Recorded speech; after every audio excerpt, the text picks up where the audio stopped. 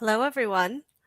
Thank you for joining us today for Defending Against Boggarts and Boogiemen, Understanding and Pitching Cybersecurity for the Accidental Techie. My name is Sarah Wolfe. I am the sales manager from Community IT, and I use she, her pronouns, and I'm living on Anacostan land. I am a Colombian American woman with dyed maroon hair and wearing a gray sweater. Community IT is a 100% employee-owned managed service provider, which means outsourced IT support. And we have worked exclusively with nonprofit organizations for over 20 years, and our mission is to help nonprofits accomplish their missions through the effective use of technology. I joined Community IT in 2018 as the account associate, aka client wrangler, and moved into sales management September of last year. With me today is our Chief Technology Officer and cybersecurity expert, Matt Eshleman. Hi, Sarah. Thanks for the introduction.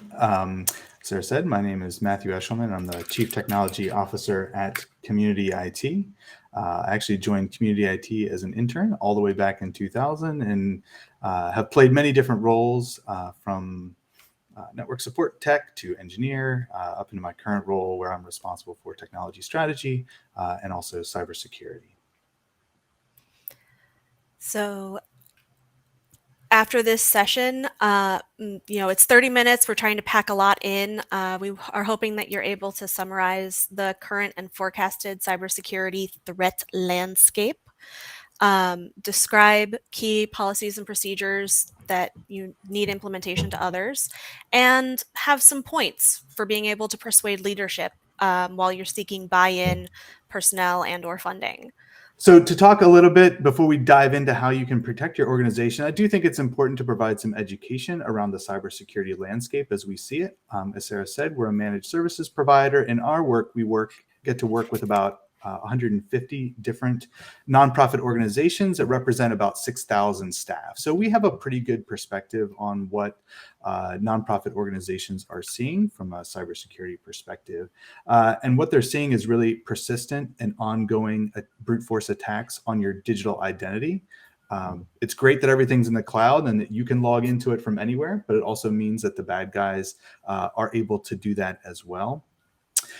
We know that there are many, many attacks that are launched via email using sophisticated kind of spear phishing techniques. I think nonprofit organizations do a really great job of their branding and their staffing, but we find that gets used by the threat actors so that they know who the finance person is, who the operations people are, what are the relationships, the names of the people on your board, and so that information is used to create kind of targeted emails to send, try to get people to take certain actions.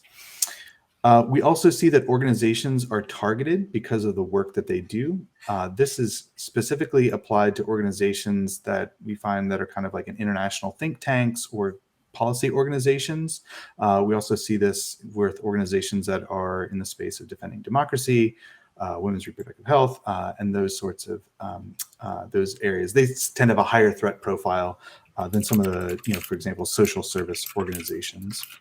And then finally, I think it's important to acknowledge that there are attacks that are targeting vendors. So vendors like us, your managed service provider, because of the access we have, we become a big target for threat actors. So it's important to understand the security controls that your partners have in place as well.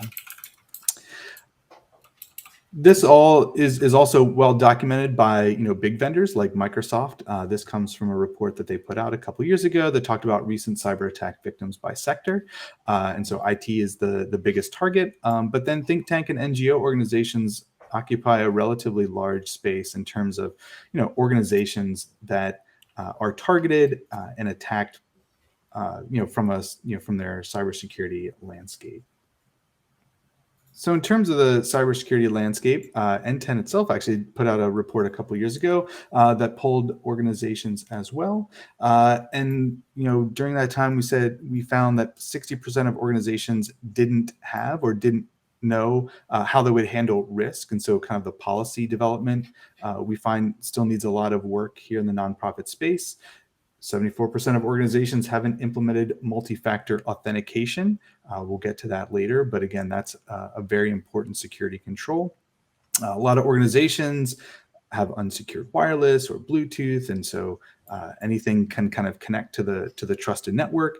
And then a lot of people, the vast majority, are able to connect to their organizational resources from personal devices. And I think we've seen this happen a lot as we've all been working remotely and working from home over the last 2 years, maybe kind of making do with whatever we had. And so, this also means that staff were connecting to corporate or organizational resources from their personal devices. Maybe they're syncing their Dropbox files or their OneDrive. We've had seen organizations have a lot of turnover. And so that means we've also seen organizations with staff that have kind of left the organization, but maybe still had data on their personal devices. So again, there's lots of different avenues for data to leave an organization. And it's important that we've kind of have a holistic view and a perspective on that. The poll on the screen asks, what is your biggest cybersecurity concern? Advanced persistent threat, ransomware, compromised account, wire fraud or financial loss, data exfiltration, or all of the above? So I'd love to get your input in terms of what are the biggest concerns that you have in terms of security at your organization. So Sarah, you... Yep, I put it in the chat, and everybody's saying F, all of the above. Everything's on their mind. Yes, yeah, I guess, yeah. So all of the above, yeah. And C. Yes. Or compromised accounts. Yeah. So thanks for that input, and hopefully we'll find some ways to make sure that that is less likely to occur at your organization. So every year, Community IT for the last 3 years, and we're working on just putting the final touches on our fourth report, but we generate a nonprofit incident report based on all of those 6,000 nonprofit staff that we support to see just how many incidents have occurred and that we've responded to over time. So this is some preliminary classification for the data that we saw in 2021, where we see things like spam and spear phishing really top the list. That's, spam, and the definitions for this should be in the collaborative notes, just kind of unwanted email. The more serious issue that we see is really related to spear phishing. And that's when we have, individuals sending messages that are trying to get you to take some action, whether that's click on a malicious link, to enter your password, to steal it. Maybe they're trying to get you to buy gift cards for that new person that just started. There could be many different ways that that's manifested itself, but we see a lot of spear phishing. And then further on down the line, we can see that we've got a lot of account compromise. So we've had to update our incident classification. So we investigate a lot of suspicious activities, but we've only had, or I guess we've had 32 compromised accounts. That's actually the same as what we had in previous years. The good news is I think we've seen relatively low virus activity and relatively little ransomware activity in the organizations that we support. So it is still a risk. Maybe it occupies an outsized influence on our minds, but it is a risk that we're seeing organizations face. I think it's less significant than compromised accounts. So this is just a little bit of a visual for what we see year over year. As we mentioned, we've got about 4 years of data now. The good news is that we're seeing security incidents flatten a little bit. When we first did it, we classified 233 incidents. That jumped to a little over 500 in 2019, and then 690 in 2020, and then just under 700 last year. We're looking into the reasons for that. I think we've been had organizations be pretty successful in adopting some new security tools to help, particularly on the email side, since email attacks are so prevalent, to really reduce those threats. But again, we see slow and steady increase. I don't think we're at a point where we say the cybersecurity threats are diminishing, but certainly they seem to be holding steady, and I think holding steady at a pretty high level. Overall, like I said, we've got, those incidents have kind of flattened a little bit for what we're seeing in the data that we have. But I also think it's important that third-party vendors and partners are a notable threat vector, broadly speaking. So again, just in the news today, in the last week, we saw that there was a notable breach of a vendor that Okta used. So Okta is a very popular enterprise single sign-on solution. So one of their contractors had a computer that was compromised, and then that support engineer had access to hundreds of clients. And so, why would you target one specific organization when you can target the vendors that have access to hundreds or thousands of different organizations? So I think that's a big threat that the sector really has to wrestle with.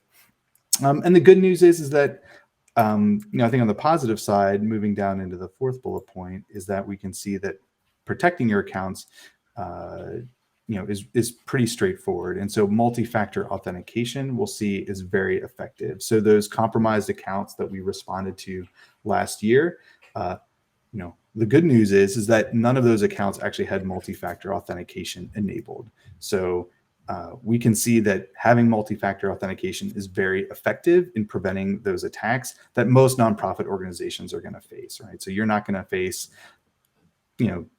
targeted advanced threat, actors that are really going after you. It's likely that you're going to be caught up in kind of widespread brute force password attacks or password stealing. And so if we can put multi-factor authentication in place on any account that you can access from online, that really improves the security of your organization and the data that you have access to. So I just want to take a moment and say thank you so much for the questions that are popping up in chat. I'm definitely going to, we're going to be answering some of them as we go along, and then I'm going to try and make sure that there's time for them at the end. One of the things that we wanted to sort of emphasize with this slide is that, there's definitely a, this is from Google's Project Zero, and it compares what experts recommend versus what regular people think are top online safety practices. And so you see this prioritization of using antivirus, strong passwords that are getting changed frequently, and visiting familiar websites and not sharing personal information, including not sharing passwords. Security experts, however, prioritize installing software updates using unique passwords paired with multi-factor authentication, or MFA, and a password manager, making sure those passwords are strong. So there is definitely overlap, and the glossary in the collaborative notes reviews the Microsoft guidelines for creating a strong password. Honestly, at this point, because I have a password manager, usually I let the password manager make the passwords for me. We kind of are hoping to see the trust that we have in antivirus software shifting to password managers and multi-factor authentication. Mm-hmm. Yeah, I think that's great. The use of the password manager is really, I think, a good way to make that password generation really easy, because for each site that you go to, you can generate a new unique password that doesn't get shared between systems. So again, if one system gets compromised, then you're not immediately worried that all the other places where you use that password are going to be at risk as well. So I think that's really good advice, and I'm it's nice to see that represented here in the graph. So for organizations, or if you're a staff person at an organization that's really getting started with kind of like what to do, it can feel really overwhelming, because there's I think so many buzzwords, there's so much jargon, and I think there's so much unknown that it can be really hard to know where to get started. And so what I would say is that these are kind of the three things that you should make sure are in place at your organization if you're responsible for the cybersecurity there. And then we'll go into some next level steps. So if you've already checked off all these three, that's great. We'll have some more recommendations to go into next. So I think the first thing is really to start with policy. Maybe it sounds funny as a tech company that we want to start with policy, but I really think that having a good IT acceptable use policy in place first can help build that foundation for making good technology choices later on. So it can help define things like, what is your password policy? Which information systems do you use? How are you handling the use of personal devices in your organization? So again, having a conversation in your organization about those topics and coming to agreement on it is a great place to start, because it helps you identify, which projects or which things to prioritize. The second thing that I would suggest doing is implementing security awareness training. We've got some links here at the end, I think in the collaborative notes as well. But security awareness training is a great tool because it really educates and empowers your users. So there's no shortage of fancy tech that you can throw at spam and spear phishing, but really the best resource are your staff, and making sure that they feel competent and trained so that they can identify those malicious messages that are invariably going to land into their inbox, no matter what you put in place to go in front of it. So again, there's some free training resources out there. So I would say the Stay Safe Online is a great place to go to get started with some free resources. We've published some resources as well for some basic security awareness training that you can use to provide education for your staff so that they can identify, how to hover over a link to make sure that it goes where it's supposed to, how to look for messages that may be obfuscating the sender. And some really basic information that just gives that additional level of comfort whenever you've got staff looking through and trying to evaluate, is this message legitimate or not? And then the final piece that is on our list is multi-factor authentication. So again, if there's one thing that you can do to really have a meaningful impact in the security of your online account, is to implement that multi-factor authentication. So it is easy to do. It's also free. So for organizations, if you're in Google Workspace, you can implement it for free there. If you're an Office 365 customer, you can implement it for free there as well. If you go to our YouTube channel, there's a short video that I've put together that walks you through the entire process of turning on multi-factor authentication for Office 365 and getting it set up in the most secure way that you can. So if you've already done all those things, and that all seems like easy stuff to do, these are the additional steps that we would recommend making sure that you have in place at your organization. So these are what we would consider our foundational IT security controls. So making use of a password manager, again, so you can generate unique and strong passwords for each site that you go to, is an important step to take. Making sure that you have backups. This may seem old school and kind of a basic control, but again, it's important that you have an understanding of what your organization's backup requirements are, what is provided by the online platform that you're using, and does it meet your organization's requirements? So again, if you're using Office 365 or even Google, you may need to have a third-party backup solution so you can get your data out and put it into a different platform so that you can retain that data for a year or for 7 years or whatever your org's requirements are. I've got a couple acronyms here for MDM, which is mobile device management, and RMM, remote management and monitoring. Again, just to ensure that the devices that you are using to access information are protected and up to date. We have some recommendations around spam filtering and business email compromise, website protection. Again, we like to use a vendor called Cloudflare as a way to provide some protection in front of your organization's website. And then finally, if you've already got that IT acceptable use policy, the next steps would really be to look at and define your organization's data privacy, incident response, and then looking at cyber liability insurance as a way to make sure that you have everything covered there.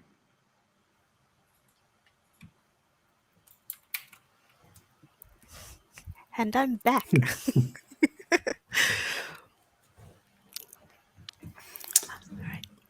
So I would say, in terms of getting started, there's no one right way to do it. I think this is really dependent on your organization and kind of the org culture. it can be successful as a bottom-up approach. So again, if you're working in, you're the accidental techie at your org, and you've got some good ideas and you've got some energy around it, I think it can be successful provided that you have executive buy-in. I think that's the key for many of these initiatives. The executive group needs to identify this as a priority, but we've seen it successful kind of from a bottom-up approach. It can also be effective from a top-down. I think boards are being very, much more engaged around the topic of cybersecurity and making sure that the organizations are well protected. And so you may find some resources at your board that you can ally with to help move some of these initiatives forward. Yeah, so the other thing is, gather support. You don't want to be the only one who's trying to, rally the bell. So one of the things that you can do is leverage your existing requirements. A lot of times, cyber liability insurance has requirements that need to be met in order to qualify. Things like learning management trainings and manage backups. Also, there are sometimes software requirements. Salesforce in February rolled out a requirement that everybody use MFA to access their database. If you're able to, establish an IT working group. Smaller organizations, if there are only 4 of you, once a month, make a meeting that's devoted specifically to identifying your IT needs and planning for how you're going to meet them. For larger organizations, try and have each department represented by somebody and have those conversations as well.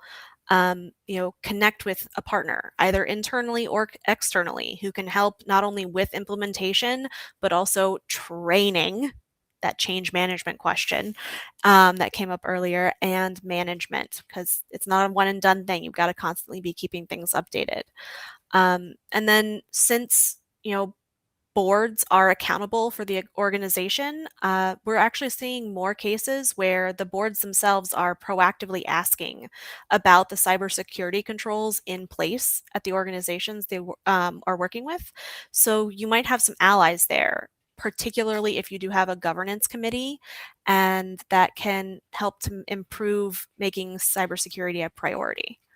So in terms of making that pitch to whoever's making the decision or making the decisions, I think it's important to understand that cybersecurity incidents are on the rise and that they're costly to respond to. So in this recent industry data shows that small to mid-sized organizations, it costs about $150,000 of direct expense to react to a data breach or a security incident at an organization. So, our eyes kind of glaze over at the Colonial Pipeline hacks and millions of dollars. But for small and mid-sized organizations, the number is $150,000, which is, a significant amount of money to have to deal with.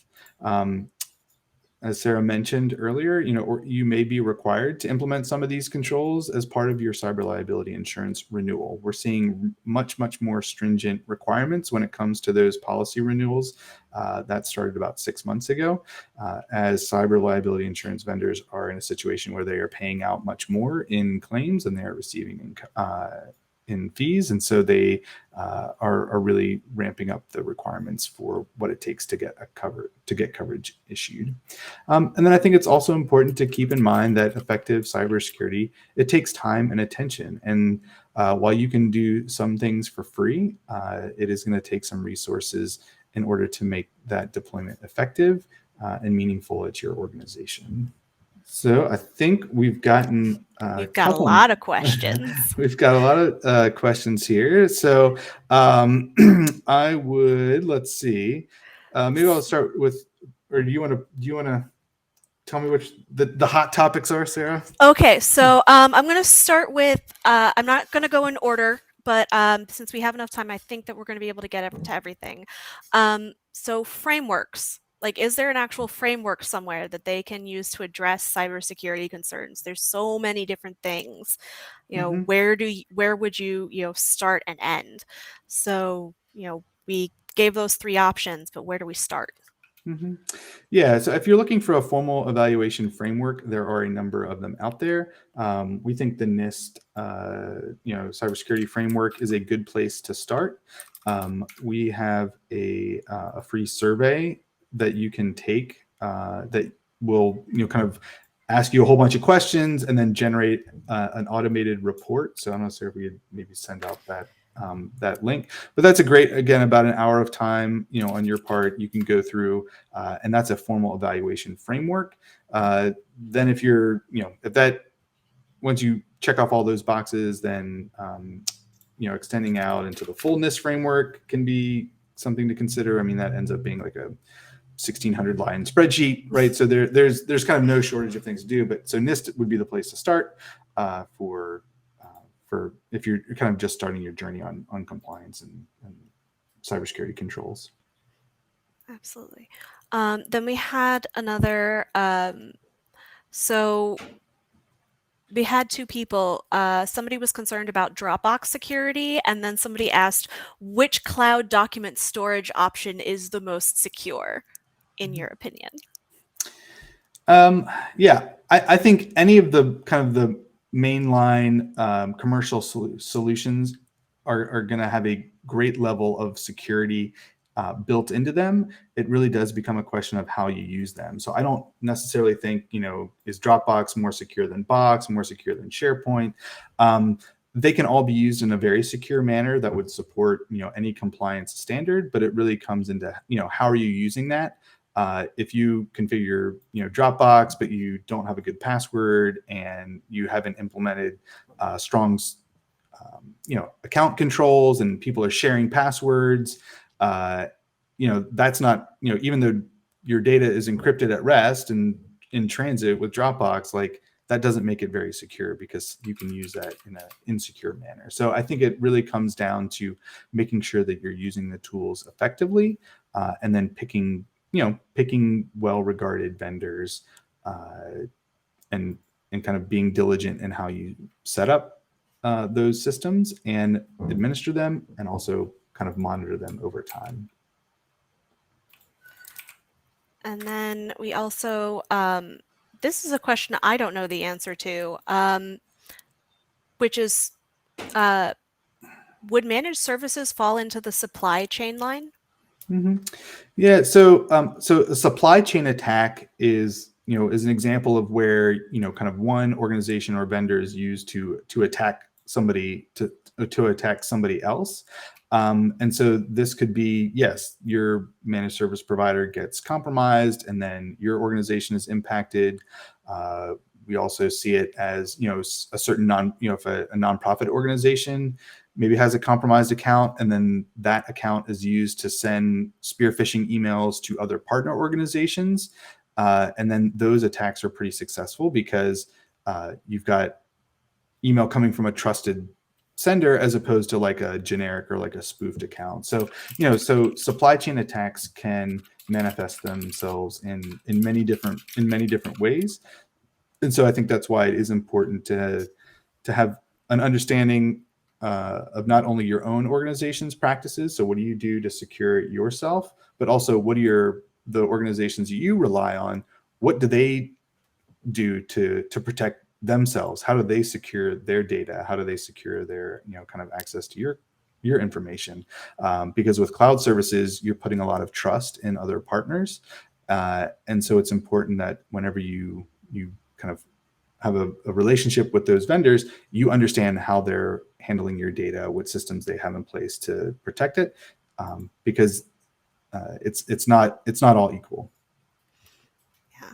Yeah. I know that we're coming up on time. I don't know where our cutoff is, but Katie wanted to talk about change management when it comes to implementing MFA. Mm-hmm. And I know we also have, so I don't know how long we have, but let's try and get an answer in for her. Great. Yes. So these are technical solutions, but they're also, they do impact end user behavior. And so it's important to plan them out well and get buy-in before you just kind of roll it out and, everybody gets kind of smacked in the face with some MFA requirement that they weren't expecting. So what we like to do is to start with a pilot group. Usually there's some willing volunteers that kind of want to see how it works or maybe a little bit more tech savvy. And so that can be a good way to work out any kinks in terms of your deployment process. We typically will roll out an MFA initiative, and we'll take a few minutes at a staff meeting to say, here's what we're doing. We're rolling out MFA. Here's why we're doing it. If you don't have MFA, your account gets compromised. We've already had our pilot group, and here's their experience of MFA. And we're over cutoff. So quick throw up the resource slide. Katie, please reach out. You're talking about doing MFA for teachers. We do support schools and have experience with that. We've got some great free cybersecurity resources. Again, they're available also on the Google Work doc, and Matt and I are both available. I'm going to be around. Thank you so much for your time and attention. And please do not forget to do your session survey, because if you do your session survey, and it goes well, we know what to improve, and we also get maybe asked back next year. So thank you so much for your time. Great. Thank you. It's been great to join you today.